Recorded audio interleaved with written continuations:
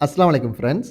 இன்னைக்கு அமீன் குக்ஸ்ல நல்லா கறி குழம்பு மாரியே டேஸ்டியான எம்ப்டி சால்னா பண்றது எப்படின்னு பார்க்கலாம். ஒரு பேன்ல கடலெண்ணெய் சேர்த்துட்டு, இதோட சோம்பு, பட்டை, கிராம்பு, ஏலக்காய், கல்பாசி எல்லாம் சேர்த்துட்டு, இதோட நல்லா தின்னா ஸ்லைஸ் பண்ண பெரிய வெங்காயத்தோட கொஞ்சம் உப்பு சேர்த்து நல்லா வதக்கி விட்டுக்கோங்க.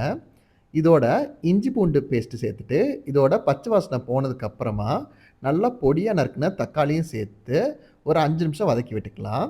இப்ப இது கூட மிளகாய் தூள், மல்லித்தூள், கரம் மசாலா 3யும் சேர்த்துட்டு, எல்லாம் ஒண்ணா சேர்ந்து வர வரைக்கும் வதக்கி விட்டுட்டு, இதோட ஒரு 3 கப் தண்ணி சேர்த்துட்டு, ஒரு 10 நிமிஷத்துக்கு அப்படியே கொதிக்க விட்டுருங்க.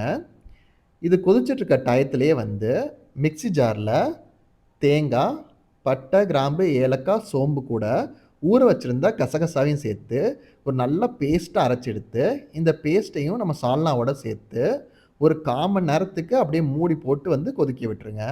இப்போ ஒரு 1/4 மணி நேரம் கழிச்சு நல்லா எண்ணெயெல்லாம் இப்படி பிரிஞ்சு வந்ததுக்கு அப்புறமா, நல்லா ஒரு கையளவு கொத்தமல்லி தூவி இறக்குனீங்கன்னா, செம டேஸ்டியான எம்ப்டி சால்னா ரெடி. இது தோசை, இட்லி, பரோட்டா எல்லாத்து கூடயும் செம அட்டகாசமா இருக்கும். இதோட ஃபுல் ரெசிபி டிஸ்கிரிப்ஷன்ல குடுத்துருக்கேன். இன்னொரு ரெசிபில பார்க்கலாமா?